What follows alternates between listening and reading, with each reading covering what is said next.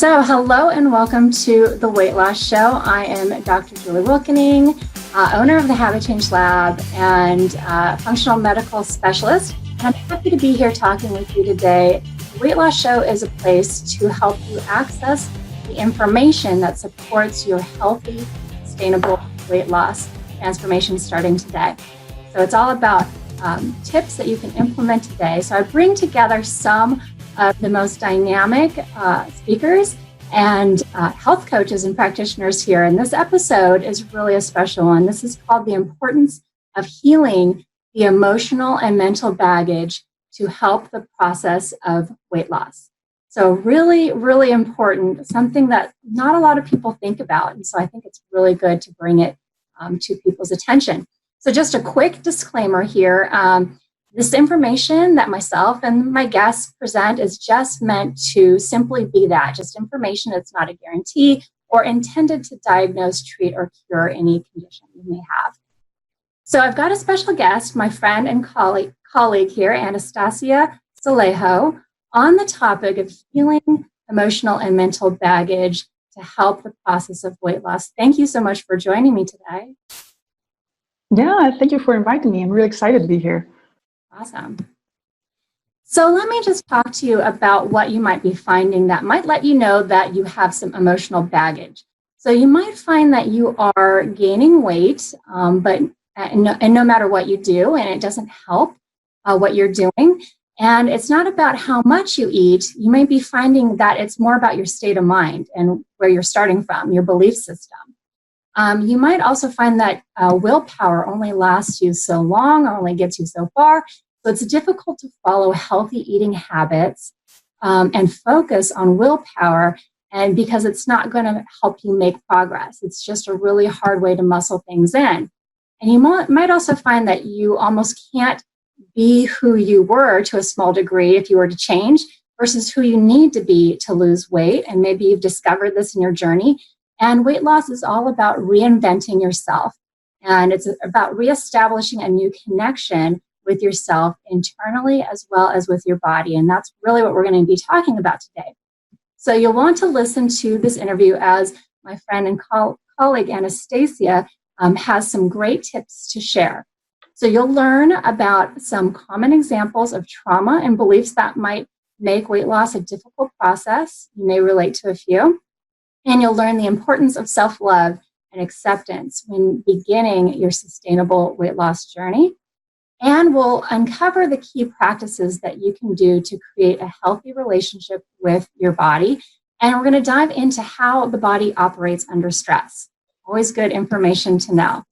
So let me talk to you a little bit about my guest here, if I may. So Anastasia sorry, I'm going to say it wrong again. I'll get it right. Salichou, she's Greek. I am from the United States, so it gets a little hard sometimes getting past just how to pronounce things.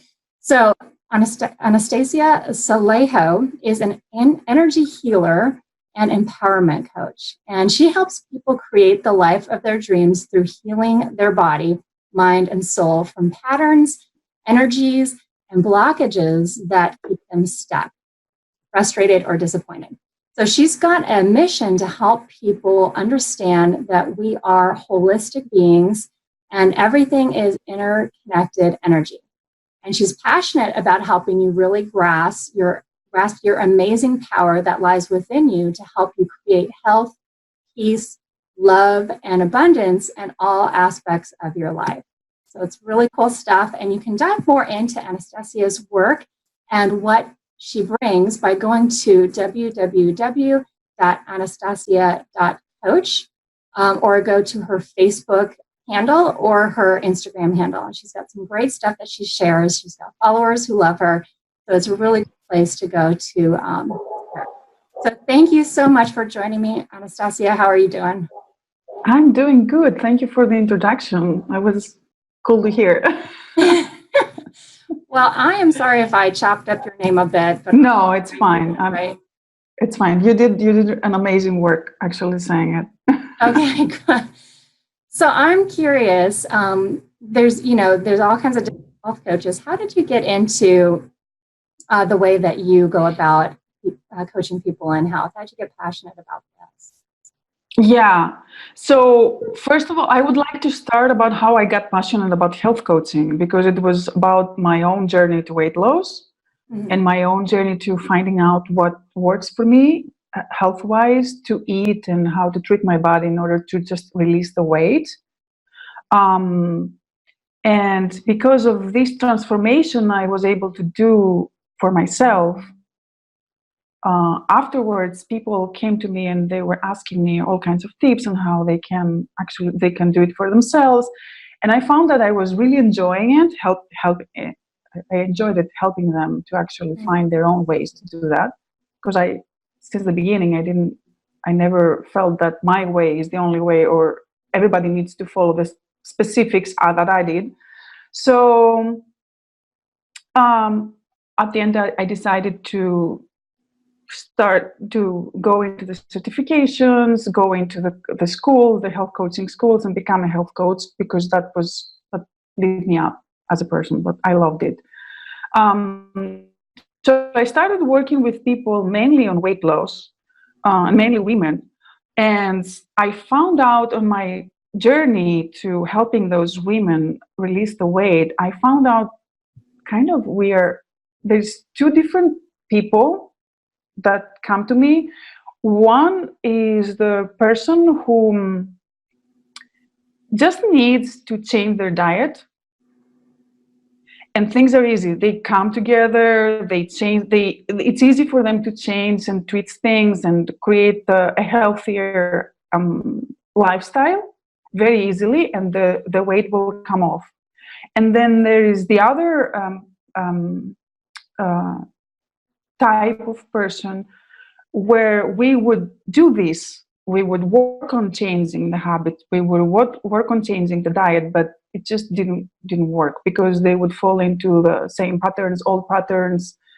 They would be able to do it, to sustain it for like 3-4 days, and then they would fall into, in a sense, using the food as a coping mechanism, as an addiction. In the end, okay, and all the even the belief work we did, all the health coaching tips I've learned in school, and I've learned in the certifications I took, and the work I did with other people, just didn't seem to do the work, and we would hit walls over and over again. And it was frustrating for me that I couldn't find a solution for those people, but also for those people, it was frustrating and disappointing, because they would feel that they are failing again and again. In the meantime, I started working on energy healing for myself, and I realized all the benefits I was taking and all the leaps I would take after doing this work on myself, and started working with some other people, but I kind of kept them separate, the health coaching and the energy healing part of my business, until I had some really tough cases of people that really wanted to change their relationship to the body. They really wanted to change their those patterns. And I decided to blend them together and find a way to bring them into actually doing the energy healing, because some people are open to that, and some people are like, I don't understand what this is, what you're talking about. But fortunately, most of the people were like, okay, I don't understand it, I trust you, let's do this. And the results were fascinating. I had people that we were working together for like a year with kind of limited results. And when we started incorporating the energy healing and belief work and changing the patterns and understanding what keeps them stuck and healing that, they would just go forward so much easier. It's sustainably than just coming naturally without forcing it anymore. So since then, when I realized that this is happening, I blend the two. because that I find is the most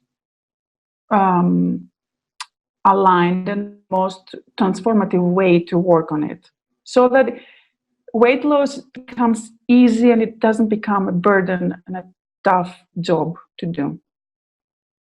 Yeah, I get it. And it's really about an art of you being a coach versus just being a book of information that you don't have to just share the information with people. It's about helping them transform and take whatever they've got inside and change it a bit. Yeah, exactly. Yeah, and sometimes it has to be a lot of digging inside to understand what's going on and change it. I know I've met people who are really scared of that too. So I think it's always. I'm scared of that. Yeah, it's fine. Like it's about embracing the fear and do it anyway, because fear. What is fear? Is our subconscious mind letting us know that there's something transformative that's going to happen on it. Like it's going to change something within us. Yeah. So it's You always come up against that resistance right before, don't you? Yeah. So I'm curious, and I love that you shared your story. You could just tell that you're very passionate and you've got some real, good experience working with people and helping people. I'm curious about how are some common examples of trauma and beliefs that might make weight loss a difficult process for people. Yeah, I will start with some of the most common ones and those that I see very often with the people that come to me to work with me. It's the belief that it takes willpower and it takes a specific plan and restrictions, and losing the weight is all about restricting ourselves and our urges and our passion about food. But it's when we try to embrace and bring in willpower and try to restrict ourselves, there is no joy to this. There is no sustainability to this, because our subconscious mind again will rebel against trying to make things happen. We use willpower 24/7. The Western people, we use willpower to go to work, we use willpower to get up, we'll use willpower to make sure we're the best in our jobs. Using the willpower to actually lose the weight, which is something that's kind of voluntarily, it's not our job to do, right? It's something we do about ourselves, is going to be the first one we drop when things get difficult, when things get stressful. So it's all about making it enjoyable, making it part of our vision for ourselves, making it part of like seeing ourselves as the transformed person, instead of trying to find all the ways we can incorporate and all the things we can change in order to lose the weight. And I would advise people to not fall into the understanding that, and I'm all about talking about this, because for most people, diet plans do not work. It's about changing our view to ourselves and changing our habits sustainably in order to make it work. Because if we force ourselves, we're not going to do it. Okay, like it makes sense when we see it that way, but most people come to me and they're like, give me the diet plan, give me everything I need to do in one session. I'm like, just relax. Yeah. This is not how it works. Totally. So for one thing that people can do in order to overcome that, and the belief that we need to put restrictions to ourselves, because food is all about pleasure. It's all about enjoyment of life, and it's important for our being alive. We need food. We cannot just restrict everything and eat celery all day and be happy with it. It's not going to happen. At least it's not going to happen from one day to the other.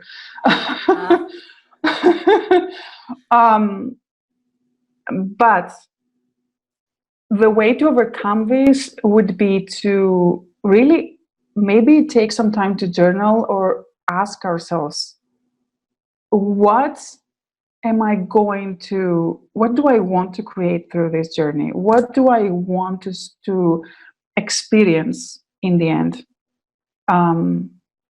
What is my vision for myself in the future, having lost the weight? What am I able to do that I'm not able to do now? What will I be able to, would I be able to connect with more people, have more energy? What is it that makes me feel enjoyment and inspiration and passion about actually making it happen? And then when we do that, when someone takes the time to actually create that vision,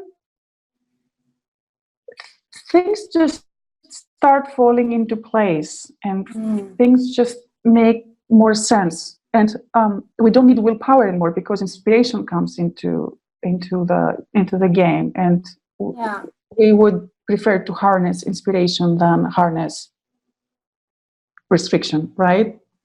Definitely. I love that. Yeah.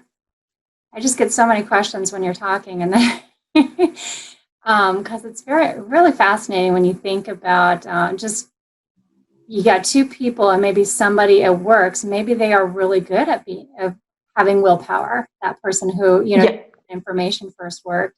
And then maybe that other person, that is something that needs to be, willpower isn't as good with them. So it probably is more effective when you start getting into their, internal blocks, or, where they're not seeing themselves at the end or the success point of their journey. So it's just interesting to think about, how it really takes, a coach. I find that,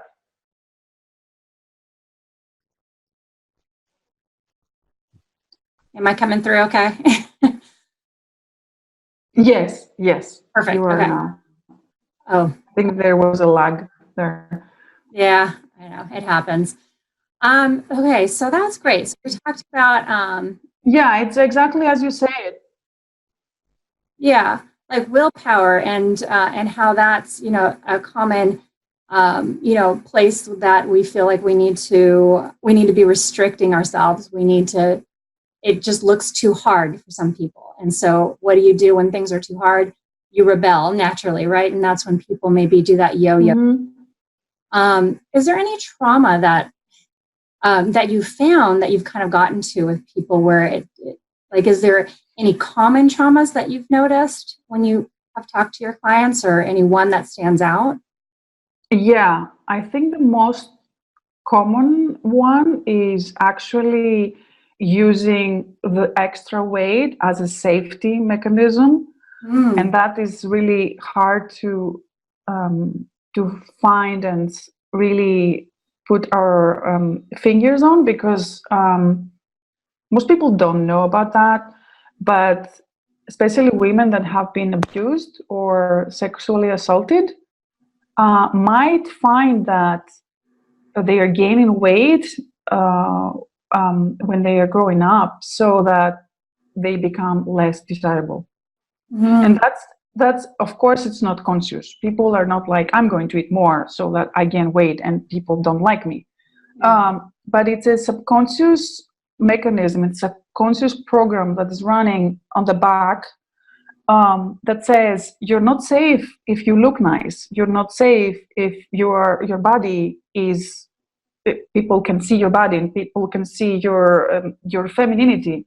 So I find that many women will actually put on weight in order to make sure that they are not desirable and they are not attracting unwanted attention from men. Wow. Yeah. And I mean, that's just kind of the feminine thing. You're going to be attracting attention, right? But I think when you, one way or the other, usually women attract some sort of attention. And I think if they've had that trauma maybe in their early life, maybe they think, maybe they're still being bad, or, they're causing this to happen. Mm-hmm. And, maybe that's one of the beliefs that I'm just totally taking a stab at it, that can be underneath things. Yep. Just through conversations I've had, with men in my life, like they just don't get that type of attention that we deal with throughout their, growing up. And so I can see this happening to a lot of women, where it's just something that is, you're trying to insulate yourself against, not being accepted by one group because you're too attractive, or not attracting too much attention from another person. And you just want to, be accepted, or, and I'm sure it's not a conscious thing. I'm just sure that it's probably hard. It's hard to pinpoint that until somebody can kind of pull it out of you. Indeed. And sometimes the trauma is not, might not be a rape, might be something that people take lightly, but it really imprints our subconscious mind as not being safe in our bodies, and not being safe to be a woman, not being safe to be feminine. Mm-hmm. And it happens quite a lot. Sometimes people don't even remember, cannot recall those memories. Yeah. But they see the results, and in these cases, changing the diet is just not to make it happen. It's just not true. It's going to be usually because the person weight, the subconscious mind will hit on alarms and alerts. It's unsafe. It will fall back into eating more, fall back to all the habits and patterns that say keep the weight, keep the safety net, keep people away. Yeah. I think that that's one of the common beliefs, common patterns. Yeah, very fascinating. Mm-hmm. So we want to talk a little bit about the importance of self-love and acceptance when beginning your journey. For example, for these people who've been traumatized, or for anybody who's maybe judging their appearance or disliking what they look like or what they're doing. And I'm curious your take on that importance of self-love and acceptance. Yeah, I think that this is things that's really important on this journey, and it comes down to being patient and being of where you start and what's your journey, and how many steps you can do and how many steps you can make, so that it's happening and it's coming from respect, instead of again trying to push things to happen, trying to make them happen against what's happening inside of you. Mm-hmm. And one important thing to do, I know for many women and for many people that struggle with weight, is kind of difficult to do, is to look at themselves and really send some love into their body. How would they, it's like looking at themselves as they would, a good friend would look at them, a really good, loving friend would do.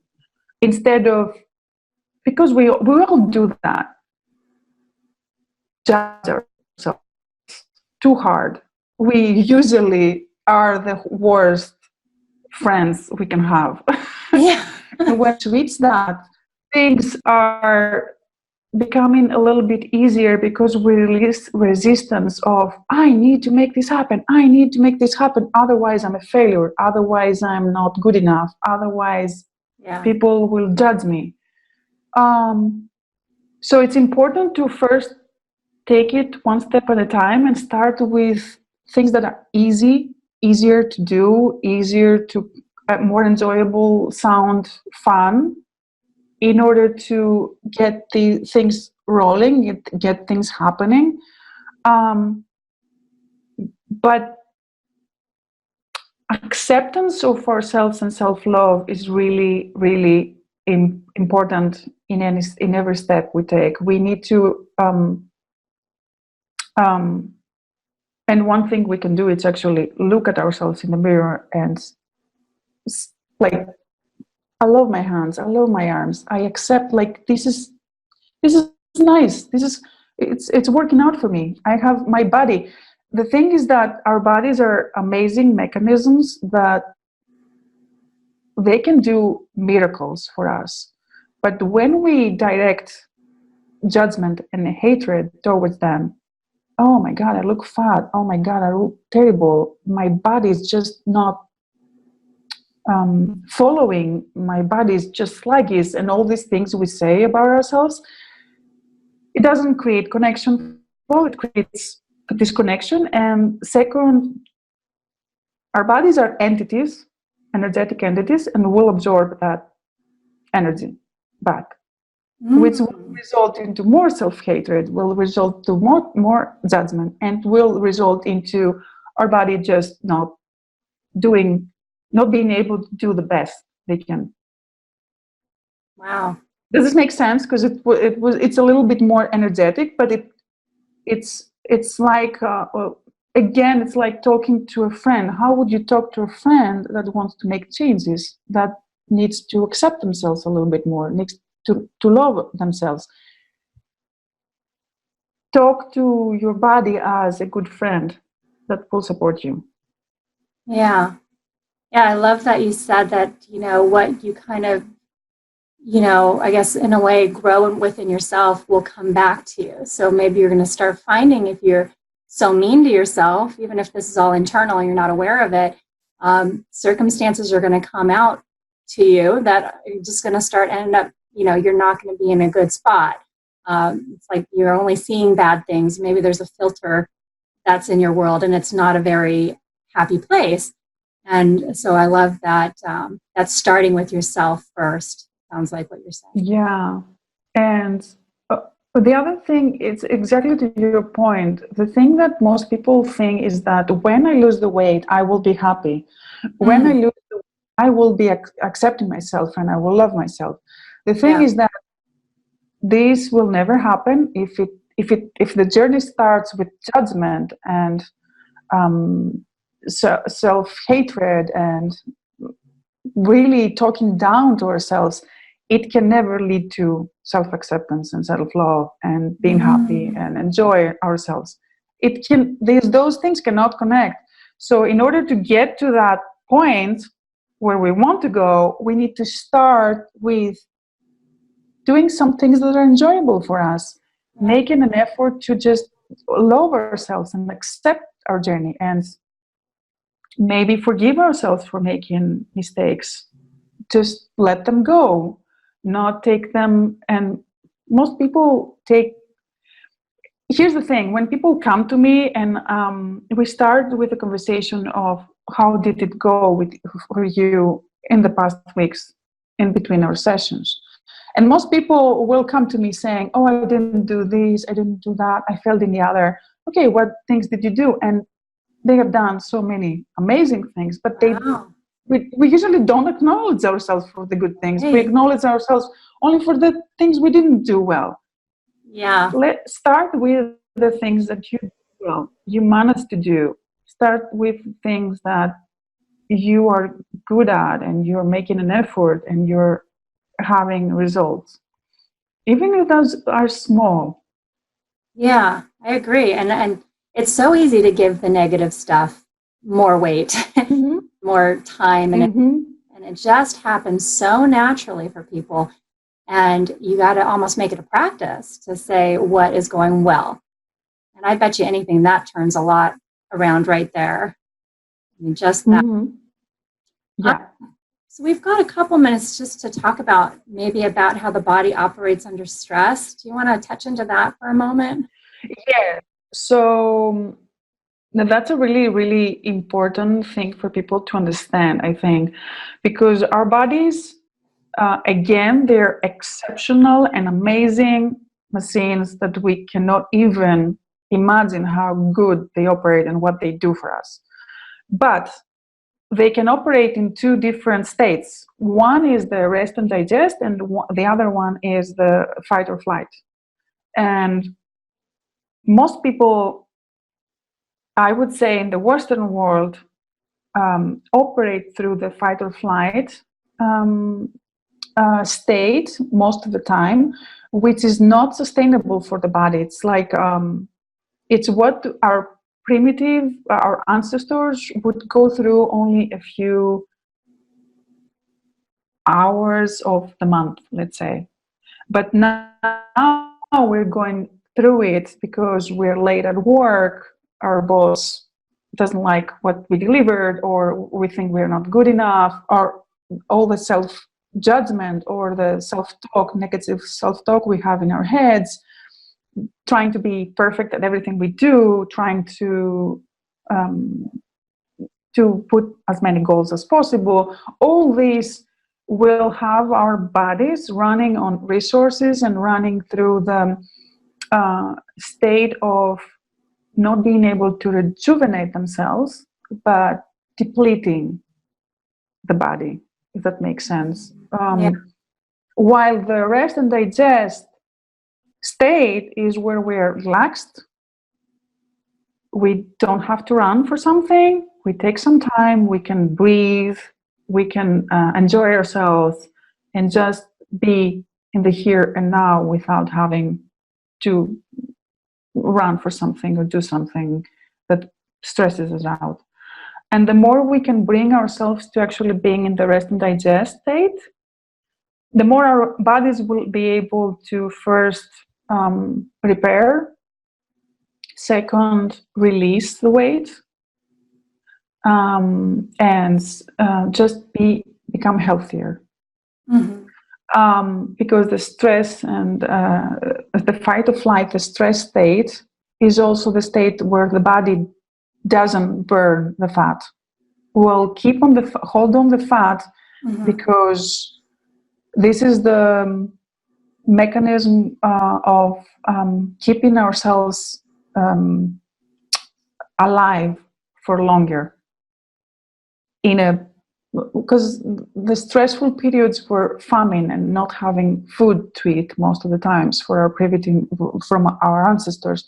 So our bodies think, and they operate in the same way. Our bodies think when we are in stress that we don't have food and we might deplete ourselves. So let's hold on to everything we have. So in order for us to release, we need to relax. Release. Relax to release. Yeah. Yeah. They go together. Yes. Yeah. I just think about there can be, there's few people that I think about who are really just seem relaxed and take things slow. It's not an easy thing to do anymore, to be honest. But it's a practice, and it gets the better it gets, the better it gets. It's a practice that is learned, and we need to rewire our brains from those patterns that keep us always alert, always on stress. Yeah. But we can do it. We can make it happen. Yeah, definitely. And all the good things worth doing are worth practicing. Exactly.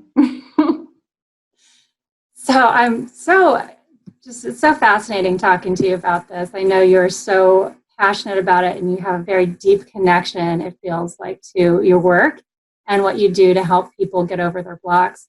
So if you are watching this and you're wondering how you can be more, you can work more closely with Anastasia or in her energy healing, or if you feel like you have blocks that are holding you back, then she is going to offer something, and we're going to offer it right below this video. She's got an energy healing package, okay, and it's great. And you can go to the link below, And so this is perfect for you if you have an idea that your own limiting beliefs may be at play in keeping you stuck, or if you have stress, inflammation in your body, or digestive discomfort that you live with, or if you have not had a detox coaching session or you need to be coached through it.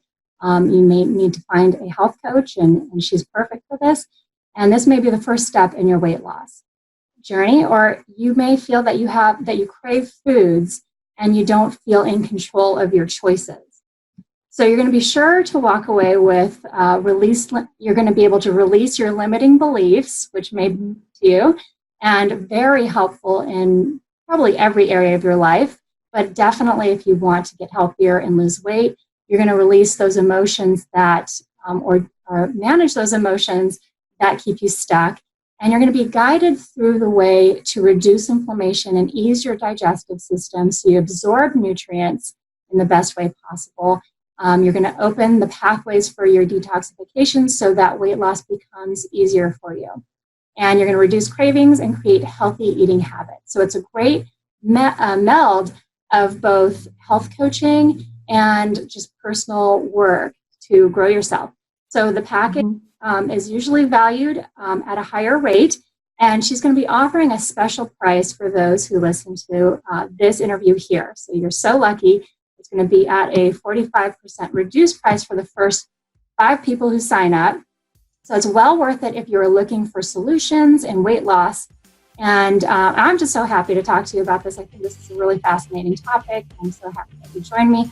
So thank you so much. And do you have any words that you would like to share with somebody who needs some support right now, who you've really, touched a nerve?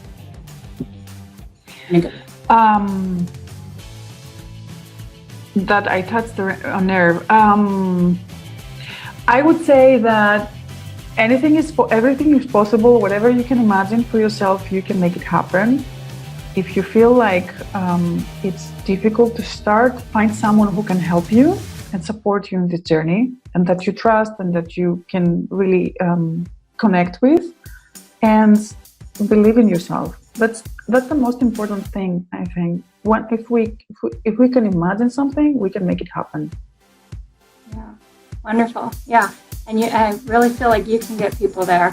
I just feel it from you.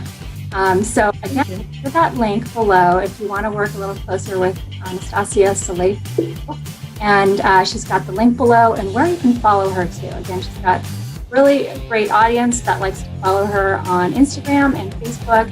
And just so it's worth kind of keeping in touch with all these things that she teaches. So great. So thank you again so much for joining me, and I hope to speak to you again. Yeah, you're very welcome, and thank you for having me here. It was a pleasure. Wonderful. All right. See you later. Bye. Bye.